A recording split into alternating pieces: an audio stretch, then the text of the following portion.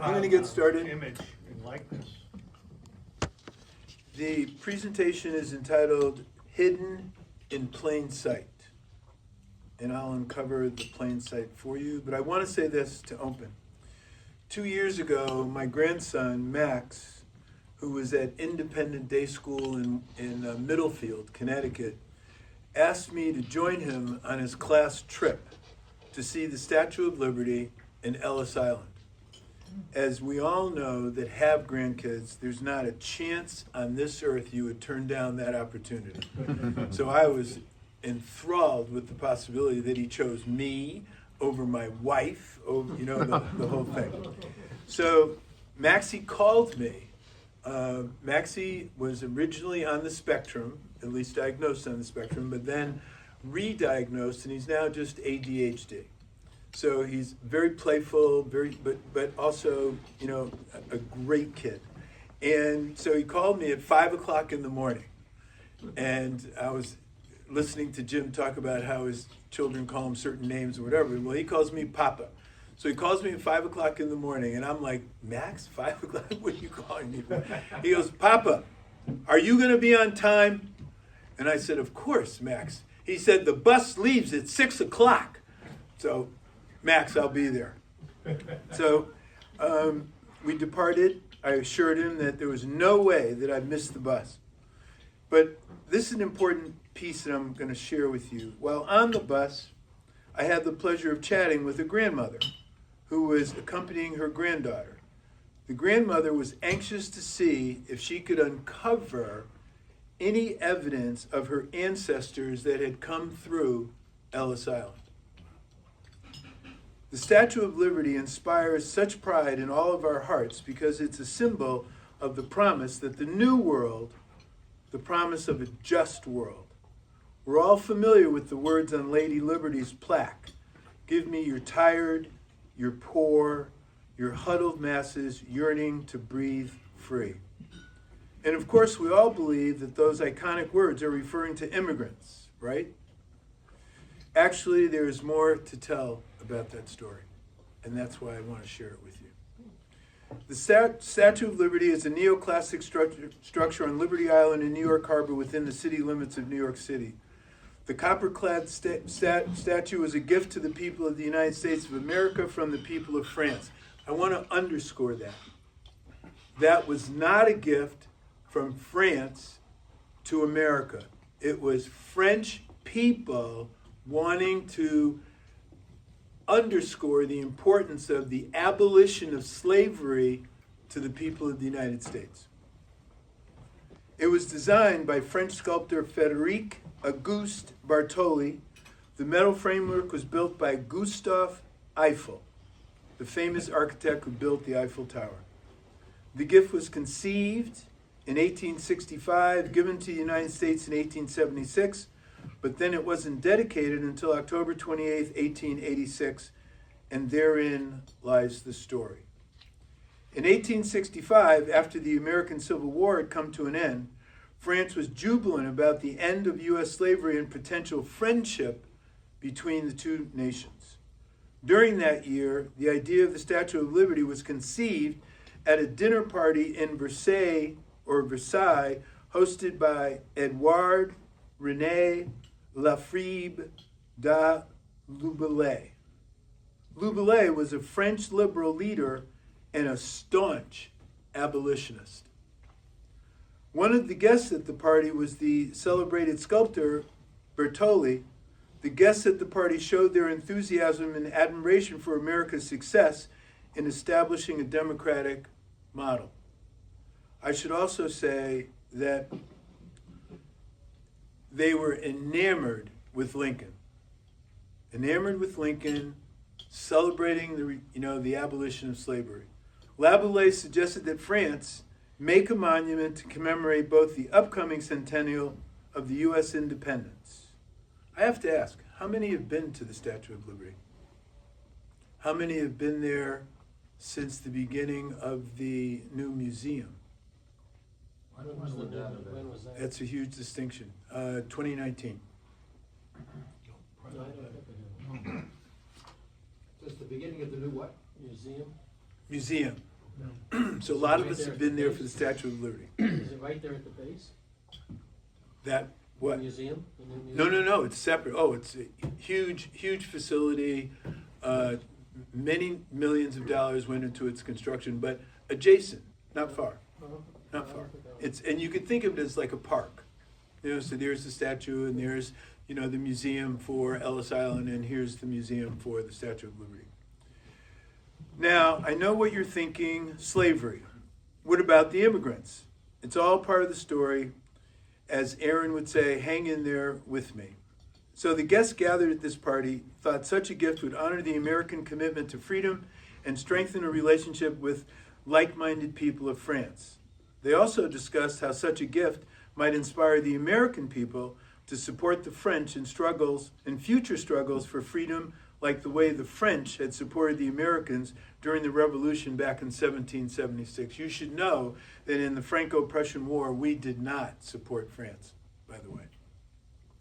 The notion struck a chord with the sculptor Bertolli, and he began to work on it. But due to other priorities in the Franco-Prussian War, which raged from 1870 to 71, progress on the statue was slow going.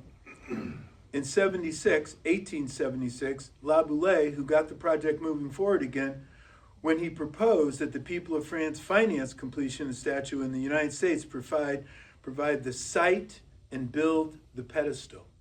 So you remember that the pedestal is high enough that you really can't see her feet. And it wasn't intended to be floating in the water. So someone had to do it. And frankly, it was rough sledding to get the funding for the base. Bartoli and La Boulaye founded a committee, and the committee exhibited these pieces publicly at the International Exposition. The torch bearing arm was displayed at the Centennial Exposition in Philadelphia in 1876 in Madison Square Park in Manhattan from 86 to 82. Also in 82, fundraising began in America for the site and the platform, but it proved difficult. So the committee organized a large number of money-raising events, some of which were more successful than others. And as a part of such effort in 83, there was an auction of art and manuscripts. The committee asked poet Emma Lazarus to donate an original work. She initially declined, saying she could not write a poem about a statue. But at the time, she was heavily involved with aiding refugees, Jewish refugees, coming into New York as they fled the anti-Semitic pogroms in Eastern Europe. A friend of hers suggested that she might find a way to express her empathy for the refugees in terms of the statue. The resulting sonnet, as we all know it, the New Colossus, included the lines we all know so well. Give me your tired, your poor, your huddled masses yearning to be free. Lazarus' poem contrasted the classical Colossus of Rhodes as a frightening symbol with the new American Colossus as a beacon of hope to the lost and hopeless. Back in France in 1884, the statue had been built and was officially presented to the U.S. ambassador in a ceremony on July 4th, 1884. Then it was carefully packed away into crates and shipped off. By the way, 220 crates. What was then an uncertain future in the United States. Fundraising for the pedestal was still a big problem until 1885. Another famous person of that era, Joseph Pulitzer, who published the newspaper The New York World, raised funds for the pedestal by promising what? What did he promise?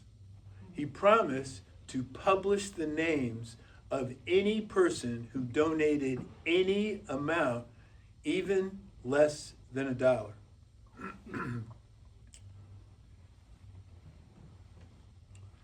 At its dedication, well, let me go back. That attracted more than 120,000 contributors, and finally, the pedestal could be built. So the statue was finally reassembled on its pedestal on what was then called Bedloe's Island and dedicated on October 28, 1886. The date was marked by New York's first ticker tape parade and a dedication ceremony presided over by President Grover Cleveland. There's a hook there. They approached Cleveland when they were trying to raise money for the base, and they were asking for $50,000 from him, and he refused. And now, years later, he's the president, and he's accepting this enormous gift. After its dedication, as we all know, the statue became an icon of freedom and of the United States, seen as a welcome to immigrants arriving by sea. But she holds a secret, hiding in plain sight.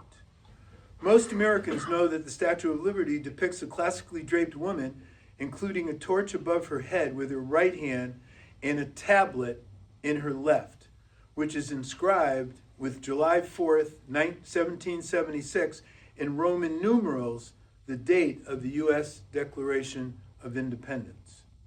Some people may also know that she was probably inspired by the Roman goddess of liberty, Libertas.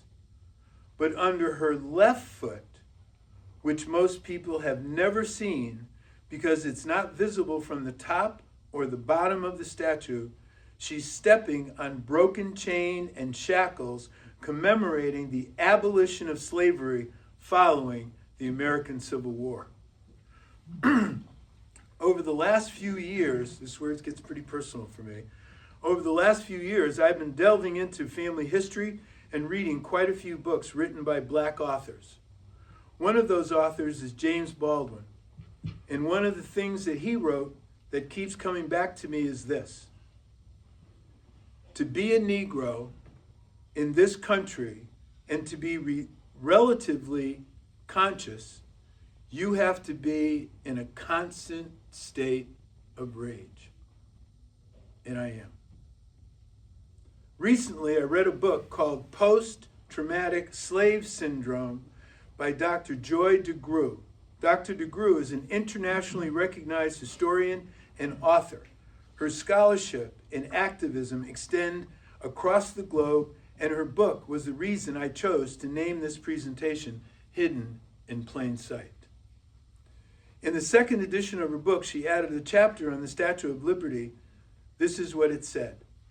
In 2008, Dr. DeJoy got a call from an old family friend announcing he had just been appointed to be the department head of the Interior Department of the state of New York. This would include Bedloe Island and the statue as his responsibility. He invited her to come with him to tour the Statue of Liberty. Her immediate response was, "No, I won't come." She shared with him that she had lectured in France and had seen the original drawings of the statue. In those drawings, Lady Liberty was holding the torch in one hand and holding broken shackles in the other.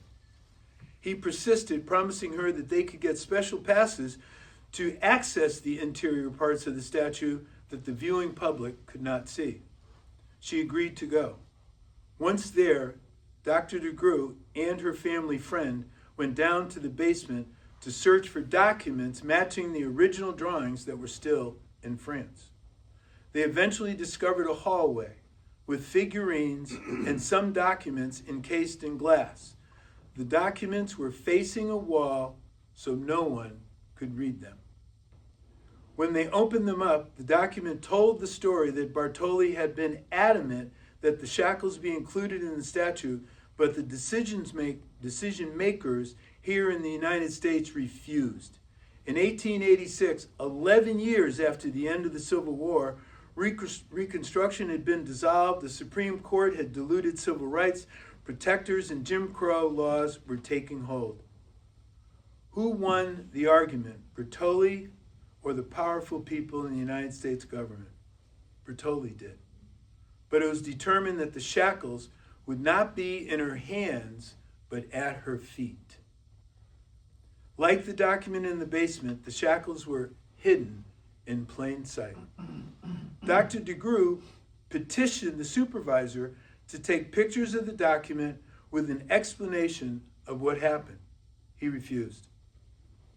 Her second request is to find a black sculptor in Europe who would create a model of the statue with the shackles in her hand that they could display in the museum. Again, the answer was no. Dr. DeGroot thought, if you erase the chains, you erase me. She made the decision, and told him, to take advantage of her global presence to tell everyone that the U.S. is perpetrating a lie to its people and to the world. Later on, she received a call, strangely enough, from the Department of the Interior asking to have a talk. At the meeting, the Interior officials apologized and admitted to their negligence. They said, we want to immediately correct this. We'd also like to hire you to train all of our rangers. She agreed and did.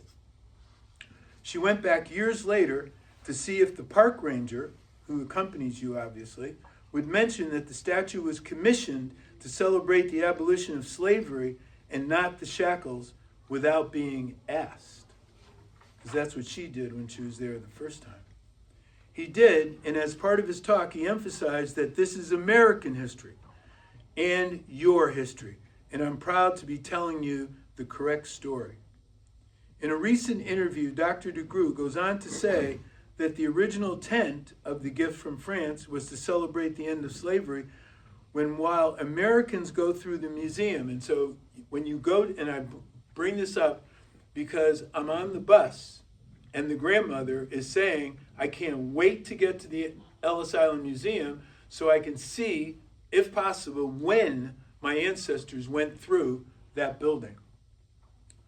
She says, Dr. DeGroot, when white Americans go through the museum, they say, my great ancestors came over from fill-in-the-blank country, but black men and women and children feel no connection to Ellis Island in that way. But how much prouder they will be when they know the truth, that their ancestors came to this country chained in the belly of a slave ship, and we did win a war to free ourselves from slavery, and Lady Liberty is standing on the broken shackles of slavery given to us as a gift by the people of France. So why didn't they show the chains? Because once you show the chains, you've got to explain them. All this time, America has lied to its people and to the world. All this time, we've used the most recognized symbol of liberty in the world to our advantage, but we didn't tell the truth about it. I want that to change. I want every black American man, woman, and child to stand tall and say, that's my Lady Liberty, hiding in plain sight. On 5/23/2019, the Washington Post published an article entitled, "The Statue of Liberty was created to celebrate free slaves, not immigrants," to its new museum that recounts that. It states that the plaque with Emerald Lazarus, famous poet, wasn't added until 1903. Finally, I'd like to end this presentation with a true story from Dr. DeGroot. She had completed, this one's hard for me. She had completed a presentation highlighting what I've shared today. And afterwards, she was surrounded by the audience, as I'm sure you know when you go to presentations like that, thanking her and asking for autographs. When she looked out into the audience area, she noticed an elderly black woman trying to make her way up front using her walker. Dr. DeGroot gestured for her to stop where she was and told her she would come to her. Once she got there, the woman thanked her for the presentation and told her how it had personally touched her to hear about her ancestors. The woman went on to say, "Now I can die in peace." Thank you.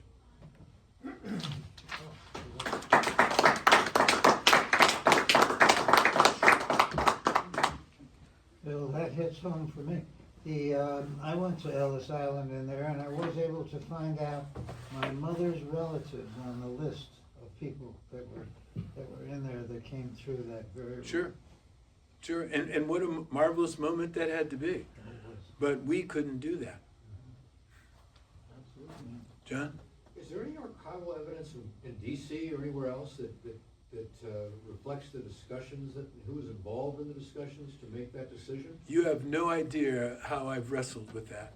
I would love to know who those individuals were. Yeah. Absolutely, but that would probably be further, research on my part. I wouldn't be opposed to doing it, but yeah, So absolutely. that discussion took place in the 1880s, right? Yes. Yeah. Yeah, absolutely.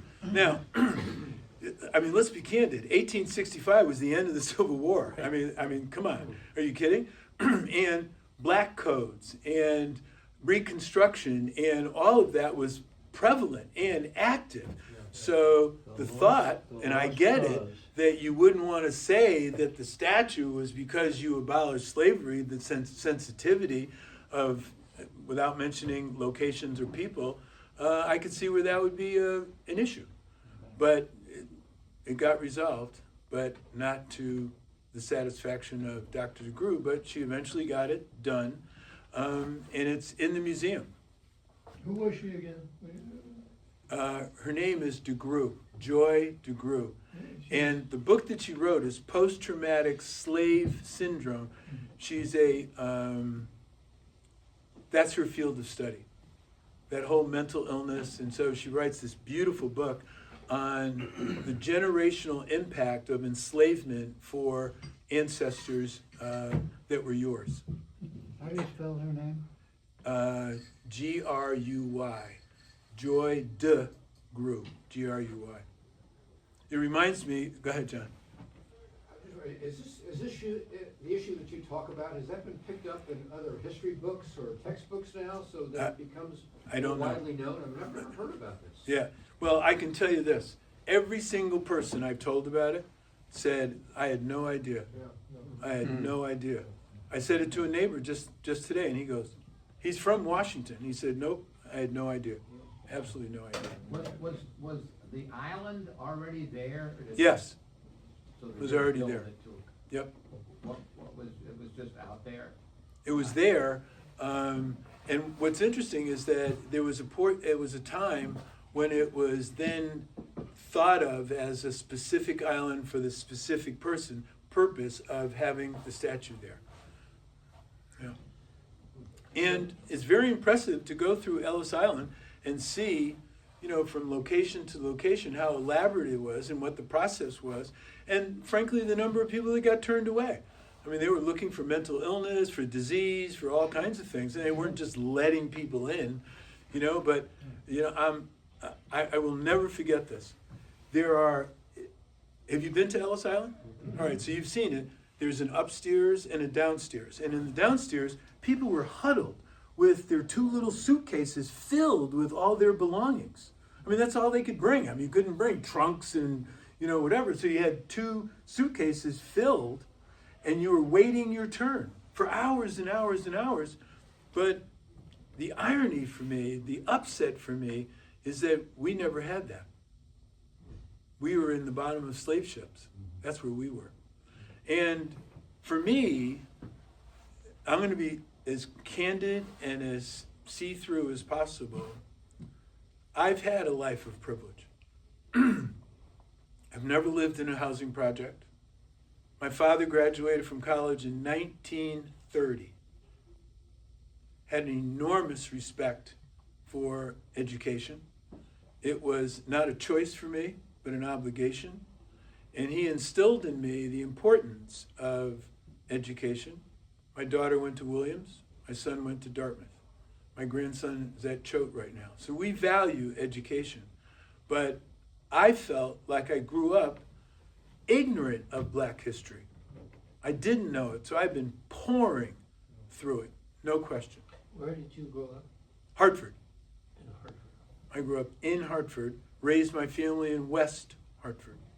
And I'll be candid and say, when I lived in West Hartford, and I would talk to people from Hartford, they'd say, so where in Hartford do you live? I'd say, well, I live in West. Oh, you live in West Hartford. Oh, really? And the same thing happened to me when I moved here. I worked for St. Germain. I had a budget to do philanthropic stuff, and so I went out into the community, and people would say to me, so Bill, where in Springfield do you live? And I go, I live in Longmeadow. Oh, you live in Longmeadow. You know, that kind of thing. And I've had people actually tell me I'm not black enough. Really, not black enough. I get it. You know something, Bill, I just have to think about this. It's gonna take me a little while to digest this. Yeah. And I think when I do, I'm gonna be absolutely shocked at what is probably a horrifyingly low percentage of Americans that have not been able to make the connection between the people that came through Ellis Island Sure. and the people that have been here because of slavery. Right. It's a revelation for me that's Sure. There is I've now, just never considered. there's not one person that I've told this to that knew about it, had no clue. And I've already been asked to make future presentations already when people find out what I've done. And I'm going to do some more research, but it's like right there. But now we're trying to rewrite some of the history. It's just, Bob, don't get me started there. right. Don't get me You started know, there. you know the work of Greer and Hobbs? They wrote a book back in, I think, Yes. the '60s called Black Rage. Yep. And they were both brilliant young men, and published this book, and it had a huge impact on me Sure. when I read that book. I think the thing that's fascinating, go ahead, I'm sorry. Well, no, I wonder, they tried to tap into a lot of stuff that was pretty revelatory about the degree of racism and, you know, and all that went with it. I wonder if they knew that, and if they knew the Right. story. Well, I think Better that dig it out. there's two things I want to share. One, that Baldwin came back. He was in France, stayed there quite a while, but America is his home. So he wanted to come back. And he was pretty controversial in the black community. Black Panthers didn't like him. You know, they saw him a particular way because two things. He's a homosexual. But this happened to me here in Longmeadow. Everyone knows the Longmeadow Adult Center. I'm on their board. And so I go in one day, and they have a reception area where you plug into a computer so that they can kind of gauge where people are going for what activity and how many people, and you know, like that. So I'm plugging in. I look down, and I see on the floor a credit card. So I pick the credit card up, and I look at it, and it's a Costco credit card. What does Costco have on their credit cards? A picture of you. So I looked at it and I said to this gentleman who works part-time, I said, Bob, listen, you know, I just found this credit card. He said, Bill, I'm really busy. Just give it to me and I'll go find the guy. So I said, no. I want to go find him. So he was upstairs on the walking track, older guy, and he walks right towards me. And I go, is this your card? And he thanked me profusely. I've been looking everywhere for this. Thank you very much. Now, I'll be candid. I told myself, I'm going to find this guy and give him back his credit card unused so that he could see that a person of color wouldn't take the card and charge things on it. That was my thinking, right? May not be accurate, whatever, but that was my thinking. So I went downstairs with the card. No, without the card. And I said to Bob as I was leaving, look, I found the guy, I gave him his card. Walked out. Next day I walk in and Bob says, his name is Bob Cohen. He absolutely has no issue about me telling this story. He said, can I see you for a second? I said, sure. What do you want to talk about? He said, no, over here in the conference room. Conference room, okay. Go on the guy was in, closed the door. He said, let me tell you what happened last night. I said, what's that? He said, I thought about you. Okay, I'm not your type. Why are you thinking about me? He said, listen, here's the deal. I gave a lot of thought to what transpired yesterday, and I get my own privilege. Because when I walk outside my door here in Longmeadow, I never have a disadvantage because of the color of my skin. You don't. You don't have that opportunity. And I went, you know what, Bob? I've been on the planet, at that moment, it was like 76 years. And no one has ever said something like that to me, ever. So he and I have had lunch, coffee, the gals have gotten together, we've gone out for dinner, and we're buddies now. But that was him telling me that he got the concept privilege. My one event. I'm always about, I think that when I hear how much most of the black community really love America, and I'm saying, gee, how do they think that way? But they do. Yeah, sure they do. Sure they do. There's no question about that. And look at the contributions that we've made. Oh, yes. You know? It builds the country. You know? So I wanted to share that with you. Thank you for listening. I appreciate it. Well, that's great. That was very, very, thank you. Thank you. So I get a year off. Two. Two?